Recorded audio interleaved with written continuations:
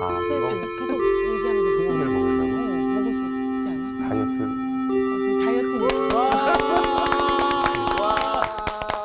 안녕하세요. 안녕하세요. 잘 지냈어요? 네. 우리 한기 학생 오늘 네. 출석했네. 네. 네, 별일 여윤정 없죠? 씨가 엄청 이 자리 노리다 갔어요. 그러니까. 그럴 것 같아서 제가 바로 그냥 본드를 좀 붙였습니다.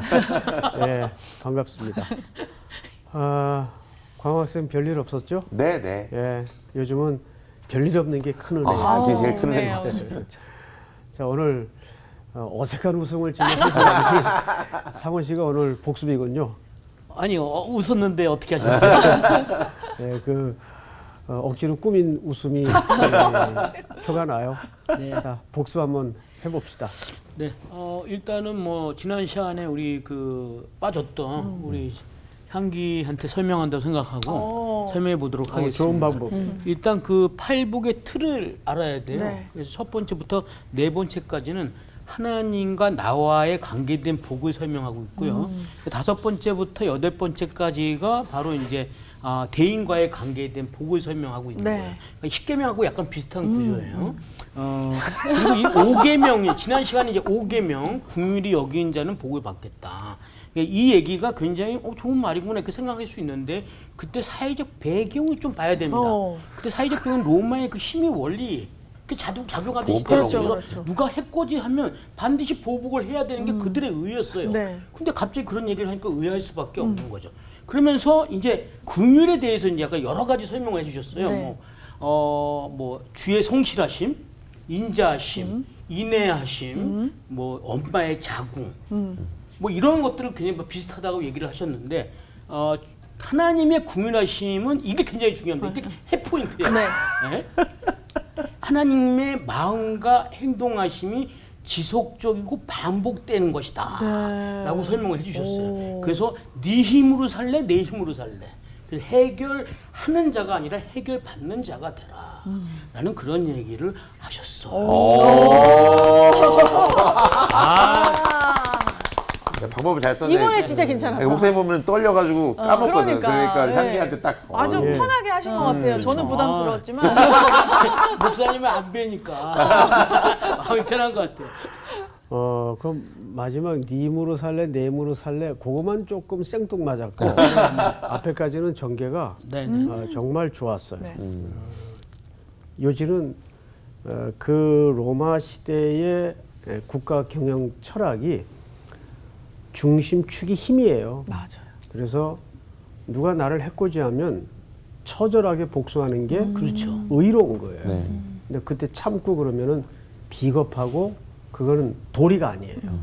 그런 정신사조의 흐름 속에서 예수님께서 산 위에 허름한 무리들 앉혀놓고 뭐 그 시대의 분위기와 가치관과는 전혀 다른 얘기를 지금 하고 계시는 네. 중이니까 얼마나 사람들이 당혹스러웠겠어요.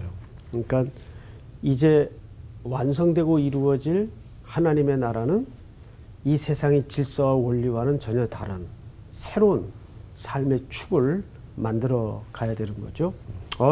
아주 좋았어요. 네. 잘했어. 오늘 수업 마태복음 14강 청결함의 세 가지 조건. 오늘은 마태복음 5장 8절 한 절입니다. 우리 다 같이 한번 읽어볼까요? 시작. 마음이 청결한 자는 복이 있나니 그들이 하나님을 볼 것이며. 예, 어마어마한 얘기가 담아져 있죠. 네. 우리 한번 다시 제가 읽겠습니다. 마음이 어떠한 자는 청결한 자. 자는 뭐가 있나니? 복이 있나니. 근데 그 다음에 왜 제가 어마어마한 얘기라고 했냐 하면 네. 누굴 본대요? 하나님을 볼 거래요. 예, 하나님을 볼 것이래요.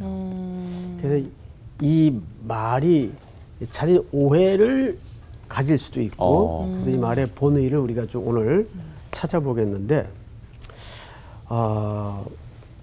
청결이라는 이 주제는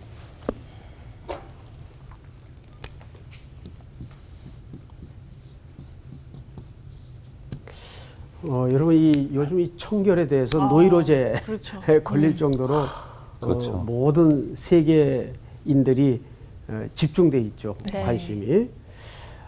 그리고 우리나라도 역사일에 이렇게 청결을 강조하고 또 관심을 가졌던 때가 있었나 싶을 정도로 맞아요. 들어오면 나가면 손발을 씻어야 되고 네. 그런데 사실 그 원조가 유대인들이에요. 예, 유대인들은 무슨 신경쇠약에 걸린 사람들처럼 이 청결을 중요하게 여겼어요. 그래서 율법에도 보면 이거를 정결 예식이라고 그랬어요. 기억나시죠? 요한복음 2장에 예수님이 공생애를 본격적으로 시작하면서 시작하셨던. 첫 번째 기적을 베풀었던 현장이 가나 가나안. 혼인잔치. 가나 혼인잔치. 가나 혼인잔치. 가나 가나 아니고 혼인잔치. 가나 혼인잔치. 아하. 근데 포도주가 떨어졌어요. 그래서 예수님의 어머님이 포도주가 떨어졌단다. 나와 무슨 상관이 있나이까. 맞아요. 근데 예수님의 어머님은 무슨 이유에선지 시키는 대로 해라. 그래서 예수님이 또 정말 포도주를 만들어 주세요. 네. 근데 그 포도주를 만든 물을 어디에서 떠다가 줍니까? 정결 예식에 쓰이는 그 그렇죠. 예, 그 돌 항아리에 담겼던 정결 예식에 쓰이는. 그러니까 유대인들은 어느 집이건 팔레스타인들은 사실 이 신발도 네. 이렇게 오늘처럼 막힌 신발이 아니고 사방이 툭툭 터진 신발이란 말이에요. 샌들 종류겠죠. 네. 그러면 조금만 어디 다녀와도 다 흙먼지가 먼지로. 뒤집어 써요. 그러니까 항상 그 문 입구에는 씻는 물이 준비되어 있고 또 식사 시간에는 손을 손 씻고. 씻는 물이 항상 따라가요. 그건 단순히 청결의 문제를 넘어서 정결의 개념 때문에 그래요. 이들은 이렇게 씻어야 거룩하다고 생각을 했어요. 그래서 이 부분을 예수님이 어떤 모습으로 질책을 했는가를 한번 보시면 이 본문을 좀 접어두시고 마태복음 23장을 좀 넘어가 보세요. 쭉 뒤편으로 넘어가시면 23장. 자, 25절. 우리 상훈 학생부터 한번 쭉 읽어볼까요? 네. 화 있을진저 외식하는 서기관들과 바리새인들이여 장과 대접의 것은 깨끗이 하되 그 안에는 탐욕과 바탕으로 가득하게 하는도다. 자, 여기 보시면 화 있을진저 외식하는 서기관과 바리새인들이요. 두 종류의 사람들이 계급이 등장을 하죠. 네. 서기관과 바리새인들이요. 대접의 겉은 깨끗이 하되 그 안에는 탐욕과 방탕으로 가득하게 하는도다. 눈먼 바리새인들이요. 너는 먼저 안을 깨끗이 하라. 그러니까 이들은 어디만 깨끗이 했어요? 겉으로만. 겉에만 깨끗이 했어요. 그러니까 손발은 정결 예식을 따라서 열심히 씻었는데 속은 시커매요. 맞아. 탐욕으로 가득 차고 방탕으로 가득 찼어요. 근데 여기에 사용된 깨끗하다라는 말이 무슨 뜻인가 하면 깨끗하다.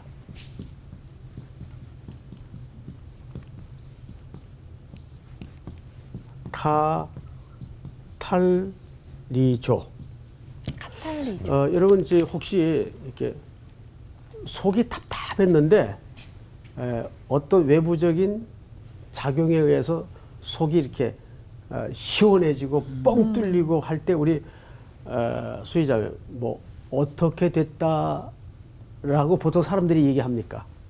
속이 뻥 뚫린다 막 이런 거. 네, 네. 카타르시스를 느낀다. 그렇죠. 네. 아. 이 단어에서 나오는 거예요. 카타르시스를 느낀다. 네. 하는. 씻어졌다. 그런 뜻이에요. 그러니까 이 당시 그 정결 예식에 담아진 참된 본질은 놓쳐버리고 열심히 정결 예식만 붙들고 있었어요. 네. 이걸 예수님이 지금 질책을 한 겁니다. 네. 특별히 누가 그랬는가 하면 두 종류의 계급. 첫째는 바리새인. 서기관, 서기관. 두 번째는 바리새인. 바리새. 빠지질 않아요. 항상. 혼날 때 빠지질 않아요. 예. 그런데 이 사람들의 이런 신앙 행태에 대해서 맞듣지 않게 여기는 사람들이 있었어요. 누구였을까요? SNF파. 그렇죠. SNF파. 그 사람들은 알았어. 그래서 어디로 주로 들어가서 살았죠? 광야. 광야의 네. 동굴. 그런 사람들을 우리가 보통 쿰란 쿰란 공동체라고 해요. 여러분 쿰란 공동체의 제일 중요한 예식이 뭔지 아세요? 정결 예식이에요. 네. 세례. 특별히 그 중에서도 세례 예식입니다. 이 사람들은 그 유대 고대사를 읽어보면 1년 동안 지켜봐요.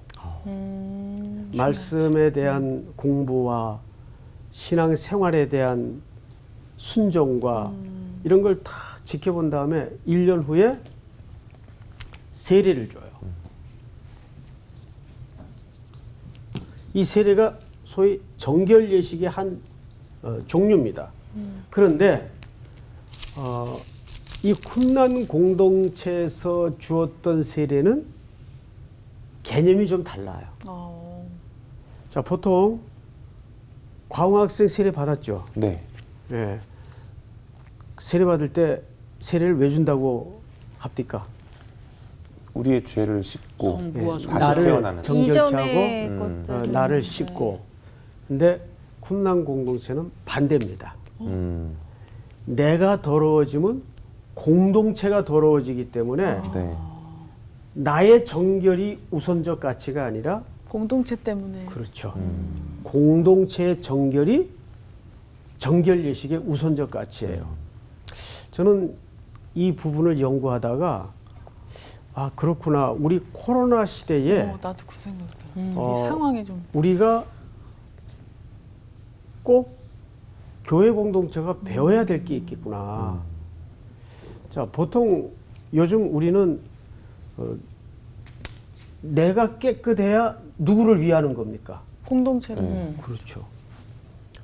공동체를 위하는 거예요. 네. 내가 병들면 가족이 전염이 되고 또 우리가 어려워져요. 네. 맞아요.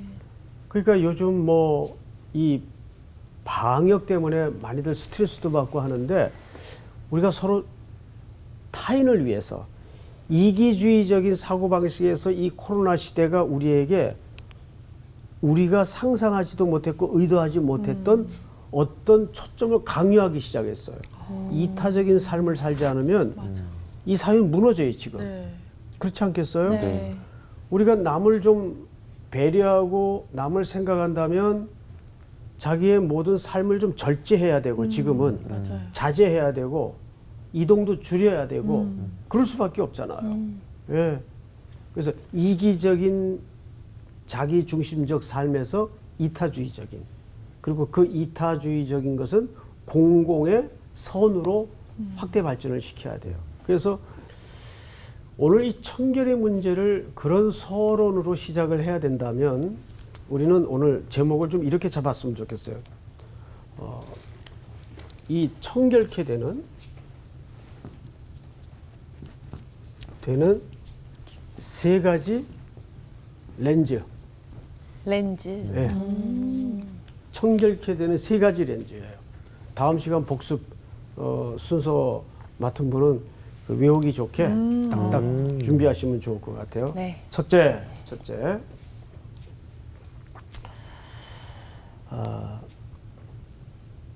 어디를 청결하게 하라 그랬어요? 마음이요. 왜 마음일까요? 우리 방금 23장 마태복음 예수님이 어디를 지적했죠? 너희가 겉은 깨끗하게 하면서 속은 방탕과 탐욕으로 가득 찼구나 지적을 하잖아요. 그래서 예수님은 화 있을진저 외식하는 서기관들과 바리새인들이여 회칠한 무덤 같으니 겉으로는 아름답게 보이나 그 안에는 죽은 사람의 뼈와 모든 더러운 것이 가득하도다. 이와 같이 너희도 겉으로는 사람에게 옳게 보이되 안으로는 외식과 불법이 가득하도다. 그러니까 이것이 그 형식만 붙들고 있었던 당시 종교인들에 대한 직선적 고발이에요. 그래서 우리는 지금부터 이 마음을 그러면 어떻게 깨끗하느냐. 이게 뭐 마음이라는 개념이 이게 잡히는 것도 아니고 보이는 것도 아닌데. 씻을 수도 없는데 물로. 예. 근데 원래 청결이라는 개념은 형이상학적 개념이 아니고 물리적인 개념이에요. 실제 씻는 거예요. 그래서 첫째, 야고보서 4장을 찾아주세요. 야고보서 4장. 누가 한번 찾았으면 네. 읽어보실까요? 몇 절을 7절부터. 읽겠습니다. 그런즉 너희는 하나님께 복종할지어다. 마귀를 대적하라. 그리하면 너희를 피하리라. 하나님을 가까이 하라.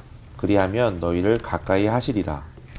죄인들아 손을 깨끗이 하라. 두 마음을 품은 자들아 마음을 성결하게 하라. 슬퍼하며 애통하며 울지어다. 너희 웃음을 애통으로 너희 즐거움을 근심으로 바꿀지어다. 예. 4장 8절을 보시면 하나님을 가까이 하라. 그리하면 너희를 가까이 하시리라. 죄인들아 뭐를 깨끗이 하라? 손을 여러분 그 손은 우리 인체 중에 무엇을 강조하는 상징적 기관이죠. 손. 행위. 그렇죠. 그러니까 바리새인들도 지적의 초점이 어디 있었어요? 행위. 그들은 열심히 종교적인 형식은 지키는데 네. 말씀도 달달달달 외우고 뭐 예배 엄청 중요하게 여기죠. 네. 그런데 그들의 속을 들여다보면 온갖 거짓과 탐욕과 음란과 돈을 좋아하는 자들로서 맞아. 자리매김이 돼 있단 말이에요. 사회에서. 그러니까 뭐가 문제 그들의 손이 문제, 행위가 문제예요. 그 행위는 어디서 나오는 거예요? 속에서 나오는 거거든요. 자, 그러니까 야고보서 4장 8절을 보시면 죄인들아 손을 깨끗이 하라. 그리고 무엇을 품은 자들아? 두 마음을 품은 자들아. 예, 두 마음을 품은 자들. 그러면 우리는 두 마음이 되어서는 안 되고 마음이 몇 개여야 돼요? 하나. 하나여야 돼요. 그럼 하나의 마음이 무슨 뜻일까요? 뭘 어떻게 하라는 거예요? 그래서 실증적인 예를 좀 하나 드릴게요. 두 마음은 깨끗한 마음의 정결한 마음의 반대 개념이잖아요. 네. 정확히. 무슨 말인지 알겠어요? 네. 다시요. 두 마음을 품는다는 것은 깨끗한 마음의 반대 개념이에요. 그리고 깨끗하다는 것은 한 마음을 품는 거예요. 네. 가장 실질적인 예로 연인이 양다리 걸치기 하면 그 안 두 되죠. 마음을 품는 거죠. 근데 우리가 하나님 앞에서 삶과 태도도 그럴 수 있죠. 있다 그 말이에요. 네. 근데 그것이 가장 실질적으로 나타났던 것이 베드로의 사건입니다. 자, 풍랑치는 바다에 배를 타고 가다가 구하러 오시는 예수님을 보고 유령인 줄 알고 소리 지르자 예수님이 나다 안심해라. 네. 이걸 또 안 믿고 정말 주님이시면 나를 명해서 걸어오라 해보십시오. 네. 걸어와라 그러면 그 물에서 내려서 베드로가 걸어갔어요. 네. 여러분 이것도 믿음의 한 행위죠. 네. 여기 네 분 중에 물 위로 걸어본 사람 없잖아요. 예. 저도 빠져본 적은 있어요. 걸어본 적이 없어요. 그러다가 잘 걸어가다가 뭘 보고 무서워 빠져가는지라? 바다. 바람을 보고 무서워 빠져가는지라. 왜? 뭘 봤다고요? 바람을 보고. 처음에 걸어갈 땐 누구의 말씀을 듣고 걸어갔어요? 예수님. 오라는 주님의 말씀을 듣고 걸어가다가 시선이 두 개가 돼버린 거예요. 여러분 시선이 두 개가 되면 초점이 흐려져요. 그렇죠. 우리 이 실질적인 눈도 마찬가지잖아요. 제가 이제 이렇게 많은 교육자님들하고 또 성도님들하고 신앙생활을 하다 보면 항상 이런 사람이 있어요. 어떤 일이 부딪히죠. 누구나 살면서 뭐 원치 않든 원하든 일을 만나잖아요. 근데 보통 이제 어려움이 있을 때 네. 두 종류가 꼭 갈라지더라고요. 한 종류는 우리 상훈 학생처럼 그냥 미련스럽게 이런 표현을 좀 해서 죄송한데 정말 미련스럽게 우직하게 아무 대안도 없고 답도 없는데 그러니까 주님만 바라보고 있는 거예요. 이런 태도를 가진 친구들이 있어요. 네. 있죠. 네. 그런데 또 한 종류에는 항상 자기 대안이 있어. 그래서 제가 한 번은 불렀어요. 진지하게 앞으로 사역자로서 평생 살아갈 사람이니까 네가 참 브라이트하고 준비도 잘 됐고 너무 참 좋은데 내가 오랜 시간 너를 보니까 넌 항상 어떤 문제에 부딪힐 때 꼭 대안을 갖고 있더라. 이게 좋은 말처럼 들리겠지만 사실은 이게 좋은 말이 아니에요. 그리스도인은 대안이 없어야 돼요. 누구 외에는? 예수 외에. 하나님 외에는 대안이 없어야 돼요.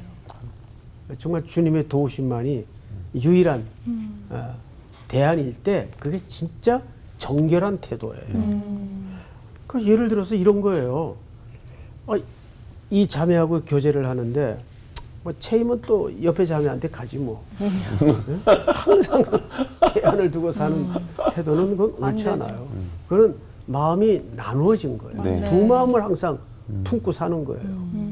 그래서 우리 시청자들뿐만 아니라 여기 앉아 계신 네 분들도 한번 내 신앙의 그 내면의 루틴은 어느 쪽에 가깝나 한번 좀 점검을 해볼 필요가 있어요. 네.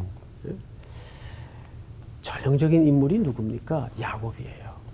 야곱은 돌아오는 귀향길에도 별짓을 다 해요. 결국 제일 마지막에 야복강을 건넌 사람이 누굽니까? 야곱이에요. 항상 앞에 보내고. 에서의 분노를 다 달랠 준비해놓고 자, 그 귀향길은 누가 오라고 명령하신 길이고 약속한 길입니까? 하나님께서. 하나님이 명령하신 길이고 약속하신 길이에요. 그런데 그 과정에서도 별 얄팍한 수단을 다 써요. 그리고는 심지어 자식들까지 앞에 먼저 건네보내요. 이렇게 만약에 에서가 한 방 때리면 그러면 안 건넌 사람들은 건지겠지. 이런 꾀를 써요. 근데 그런 야곱의 질기디 질긴 교묘한 삶의 방식 속에 늘 우리가 섞여 있어요, 사실은. 우리 속에 야곱의 본질이 있어요. 맞아요. 두 마음을 품은 자. 그러니까 청결케 된다는 것은 물리적인 개념이지만 오로지 대안이 없는 인생, 주님 외에는 대안이 없는 인생을 얘기하는 거예요. 이게 첫 번째 덕목이에요. 아멘. 아멘. 네. 그 다음에 성경을 좀 보십시다. 두 번째. 시편 24편을 좀 누가 찾아주세요. 1절서부터 6절까지 누가 찾았나요? 네. 네, 한번 읽어주세요. 땅과 거기에 충만한 것과 세계와 그 가운데에 사는 자들은 다 여호와의 것이로다. 여호와께서 그 터를 바다 위에 세우시며 강들 위에 건설하셨도다. 여호와의 산에 오를 자가 누구며 그의 거룩한 곳에 설 자가 누구인가? 곧 손이 깨끗하며 마음이 청결하며 뜻을 허탄한 데에 두지 아니하며 거짓 맹세하지 아니하는 자로다. 그는 여호와께 복을 받고 구원의 하나님께 의를 얻으리니 이는 여호와를 찾는 족속이요 야곱의 하나님의 얼굴을 구하는 자로다. 예, 거기까지. 청결케 된다는 것은 첫 번째 야고보서 4장 7절서부터 8절 말씀을 통해서 어떤 자가 청결케 되는 자예요? 한 마음을 품은 자. 오직 주님 외에는 대안이 없는 사람. 청결케 되는 태도예요. 두 번째가 뭐냐면 시편 24편인데 광호 학생. 네. 시편 24편 앞에 혹시 뭐가 나오는지 아시죠? 23편. 23편 1절이 뭘로 시작이 돼요? 여호와는 어, 나의 나의 목자시니 내게 목자시니. 부족함이 없으리로다. 예. 그 본문을 그렇게 성의 없이 그냥 외워버려요. 여호와는 나의 목자시니 내게 부족함이 없으리로다. 이거 어마어마한 이야기입니다. 네. 자, 청결케 된다는 개념은 관계 개념이에요. 여호와는 누구의 목자가 되세요? 나의 목자. 나의 목자가 되세요. 다윗의 고백이죠. 네. 그리고 나서 오늘 24편이 있다고요. 근데 24편을 읽다 보니까 1절 보세요. 땅과 거기에 충만한 것과 세계와 그 가운데 사는 자들은 다 누구의 것이요? 여호와의 여호와의 것이. 것이로다. 누가 여호와의 것이래요? 우리가. 그렇죠. 혹시 오래된 드라마이긴 하지만 그 장그래라는 인물이 나오는 그 드라마 미생. 미생이라는 네. 드라마에 보면 그 인턴 사원 장그래가 이름 장그래 맞죠? 네, 네. 장그래가 이제 인턴으로 들어갔는데 얘는 항상 그 사람의 사랑과 관계에 목말라 있는 아이예요. 근데 자기가 무슨 좀 실수를 한 거야. 드라마 속에서. 그랬더니 그 상관인 과장이 야단치는 다른 상사에게 대들어요. 우리 애가 좀 실수를 했다고 그렇게 야단을 치냐고. 그런데 이 야단 맞고 있던 장그래라는 인턴 사원이 거기서 감동을 먹어요. 편을 들어줘서 감동을 먹은 게 아니라 우리? 나를 우리로 불러줬다는 거예요. 예? 그러니까 하나님은 언제나 my people, 내 백성을 건드리거나 손대는 것들에 대해서는 하나님이 쌍심지 정도를 키는 게 아니라 전 세계 역사를 경영하시는 분이 그걸 들고 일어났어요. 나라도 엎어버리시고 내 백성을 위해서. 든든하다. 얼마나 이게 우리가 사는 힘의 기초예요. 네. 네. 그러니까 오늘 1절을 잘 보세요. 땅과 거기에 충만한 것과 세계와 그 가운데 사는 자들은 다 누구의 것이에요? 여호와의 여호와의 것이로다. 네. 우리도 여호와의 것이지만 그 안에 우리를 중심으로 돌아가고 있는 만물도 아버지 거예요. 네. 네.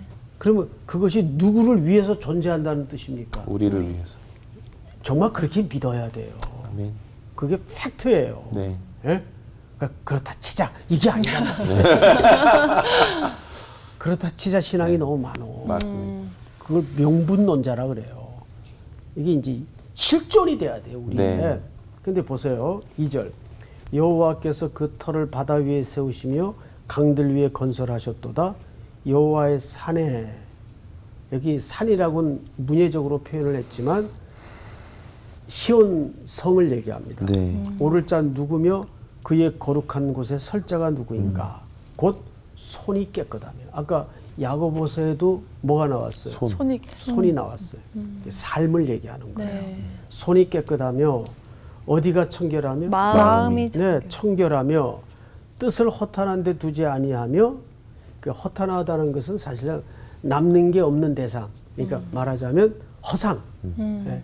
사람들이 사실 살면서 보통 영원히 영속될 것에 삶을 투자하는 게 아니라 그냥 한시적이고 사라질 것들에 목숨을 걸고 투자하잖아요. 네. 이 땅의 것들 허탄한 것들이에요. 네. 그러니까 뜻을 뭐라 그래요? 허탄한 데 두지 아니하며 거짓 맹세하지 아니하는 자로다. 그는 여호와께 복을 받고 구원의 하나님께 뭘 얻어요? 의를 얻으리. 의를 얻으리니. 여기 의라는 것은 생명을 얘기합니다. 의를 얻으니 이는 여호와를 찾는 족속이 야곱의 하나님의 얼굴을 구하는 자로다. 이게 본질이에요. 자, 마음이 청결하다는 것은 어떤 상황 속에서도 아까 제가 대안을 두지 말라 그랬죠. 그분만 구하는 거예요. 네. 그러니까 사실 첫 번째 복과 달라요? 같아요. 같습니다. 같은 거예요, 사실은. 세 가지를 나눠 설명은 하지만 마음이 청결한 것은 같은 개념이에요. 그냥 언제든지 여호와의 얼굴만 구하는 겁니다. 네. 자빠지든지 무릎이 까지든지 걸어가면서 그냥 무슨 일을 만나든지 그분 얼굴만 구하는 태도. 오로지 일심. 아시겠죠? 네. 예. 자, 그 다음에 성경을 보십시다.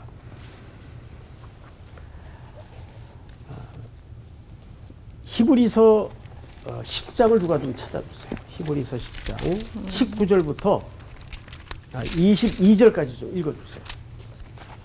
그러므로 형제들아 우리가 예수의 피를 힘입어 성소에 들어갈 담력을 얻었나니 그 길은 우리를 위하여 휘장 가운데로 열어놓으신 새로운 살 길이요 휘장은 곧 그의 육체니라. 끊고 갑시다. 19절에 보시면 그러므로 형제들아 우리가 뭐를 힘입어? 예수의 피. 예수의 피를 힘입어. 그 다음에 성소에 들어갈 담력을 얻었나니. 여러분 성소에 들어가려면 죄가 있어서는 안 돼요. 그런데 우리는 들어갈 수 있죠. 담력을 얻었다는 것은 합당한 자격을 얻었다는 얘기거든요. 무슨 내 용기를 가지고 들어간다는 얘기가 아니에요. 네. 합당한 자격을 어떻게 얻었어요? 예수의 피를 예수의 흘린 피. 그런데 그 길은 우리를 위하여 휘장 가운데로 열어놓으신 새로운 살 길이요 휘장은 곧 그의 육체입니다. 그러니까 예수님이 십자가에 운명하실 때 제일 먼저 나타났던 이 땅에서 현상이 성소의 휘장이 위에서 아래로 찢어져요. 네. 그것은 아래에서 위로 찢어지면 인위적인 찢음이 되지만 위에서 아래로 그 두께가 한 이 정도 돼서 사람이 힘으로 찢을 수도 없어요. 그럼 누가 찢었다는 얘기입니까? 하나님께서. 하나님이 찢었다는 얘기예요. 누구를 위해서? 우리를 위해서. 아들의 육체를 찢어서 피를 흘려 우리를 씻어 주신 거예요. 네. 성경을 볼까요? 다시 21절. 또 하나님의 집 다스리는 큰 제사장이 계심에 우리 다 같이 22절 시작. 우리가 마음의 뿌림을 받아 악한 양심으로부터 벗어나고 몸은 맑은 물로 씻음을 받았으니 참 마음과 온전한 믿음으로 하나님께 나아가자. 네. 여러분 잘 보세요. 22절은 어디에 뿌림을 받았어요? 마음에. 우리의 심령에 예수의 피로 뿌림을 받고 예? 악한 양심으로부터 벗어나고 몸은 맑은 물로 씻음을 받았으니 참마음과 온전한 믿음으로. 여기 온전하다는 것은 우리가 온전하게 되었다는 말이 아니라 그리스도와의 연합을 얘기합니다. 제가 누가복음 15장을 예로 종종 말씀을 드리죠. 둘째 탕자가 언제 온전하게 되죠? 아버지의 집으로 복귀할 때. 네. 맞아요. 모든 것을 함께 누릴 수 있는 온전한 아들이 되는 거예요. 네. 근데 그가 자격이 돼서 온전해진 게 아니잖아요. 네. 아버지가 받아주시고 안아주시고 기다려주셔서 온전하게 된 겁니다. 네. 그러니까 여기서 온전이라는 말은 퍼펙트라는 개념이 아니에요.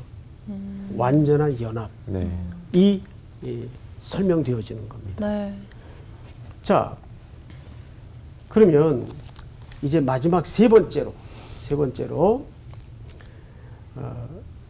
우리 한 군데만 좀 찾겠는데 시편 15편을 좀 볼까요? 시편 15편 1절서부터 누구 찾았으면 먼저 찾은 분들이 한번 좀 읽어보세요. 15편 1절. 여호와여 주의 장막에 머무를 자 누구 오며 주의 성산에 사는 자 누구 오니이까.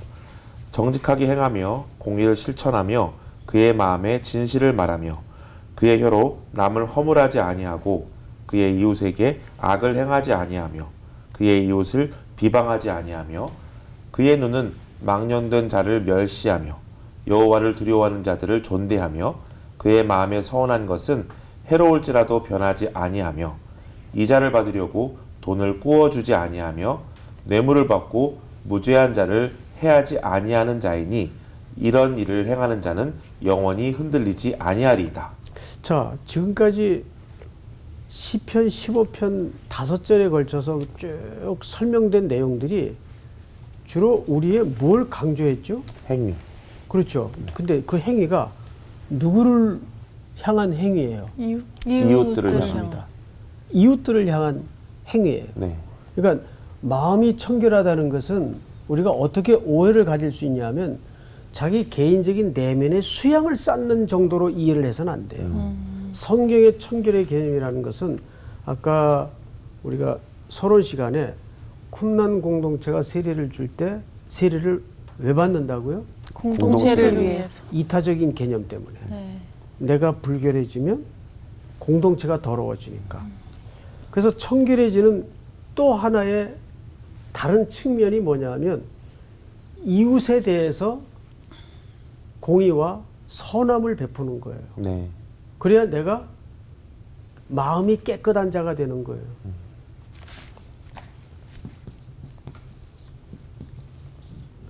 청결이라는 것은 사실은 선언적 복이에요. 선언?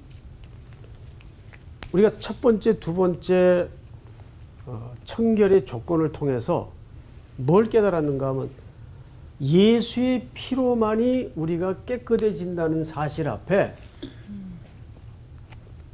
이것은 우리가 수양이나 득도를 해서 얻어질 상태가 아니구나. 네. 그리스도의 공로로 얻어지는 것이라면 이제 그 공로를 입었잖아요. 네. 네. 예? 그러면 두 번째, 그러면 청결하게 하기 위해서 이웃을 이렇게 살라는 말일까요? 당연히 빛된 그리스도의 삶이 나와야 될까요? 나와야 돼. 그리스도의 당연히 나와야 되죠. 나와야 돼. 사실상 그 얘기를 하는 거예요. 그 이런 설명이 차지다 보면 우리가 율법적으로 이해를 할 수가 있어요. 이건 율법의 요구가 아니에요. 방금 읽었던 시편 15편이라든지 또 이사야서 1장 같은 경우를 보면 제가 마지막으로 이사야서 1장만 한번 읽어드리고 말씀을 좀 정리하도록 하겠습니다. 네.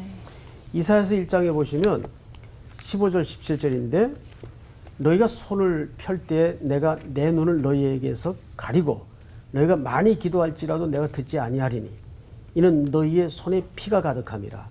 너희는 스스로 씻으며 스스로 깨끗하게 하여 내 목전에서 너희 악한 행실을 버리며 행악을 그치고 선행을 배우며 정의를 구하며 학대 받는 자를 도와주고 고아를 위하여 신원하며 과부를 위하여 변호하라 하셨느니라. 그러니까 이런 삶은 살지 않고 열심히 제의적인 정결 예식은 다져. 기가 막히게 지키더라 그 말이에요. 맞아요. 그러니까 그거는 결국은 이중적인 맞아요. 삶의 태도인 거죠.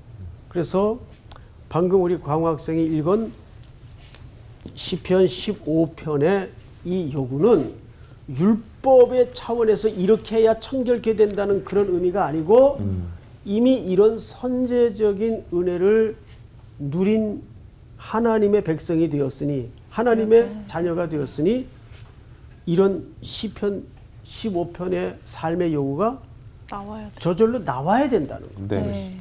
그래야 그 선언적으로 복 주신 청결을 뭐하는 태도일까요? 완성하는 네. 태도입니다. 이 싸움은 우리가 천성문에 이를 때까지 네. 끊임없이 네. 그래서 모든 그리스도인들의 주의 자녀들의 인식과 세계관은 항상 이웃들을 향하여 이타적인 삶의 기조를 흔들리지 않고 나아갈 수 있어야 됩니다. 네. 네. 자, 오늘 공부는 여기까지. 감사합니다.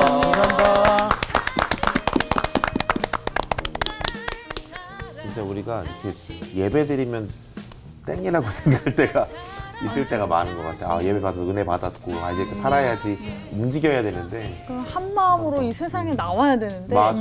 이렇게 한 마음으로 살다가 가끔 세상의 마음을 살짝 장착을 또 했다가 막 왔다리 갔다리 왔다리 갔다리 하잖아요. 하고. 근데 그 한 두 마음. 마음이 하나님이 주신 마음과 내 마음이 분리가 되면 이것도 결국 두 마음이잖아요. 맞아. 그래서 하나님 주신 마음을 우리가 잘 받아야지 저절로 나가는 거거든요. 맞습니다. 아니면 저절로 그냥 억지로 하거나 일부러 보이게 해서 하거나 이렇게 되는 거죠. 맞아. 진짜 정말 회개가 되네요, 솔직히. 두 마음을 회개하세요. 사실 두 마음을 품은 건 아니지만 새 마음이에요. 그치, 새 마음, 내 마음 많이 그래서 우리가 다 저 그렇죠. 세계가 돼요, 솔직히.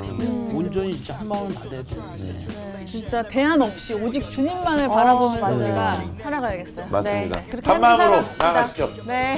파이팅!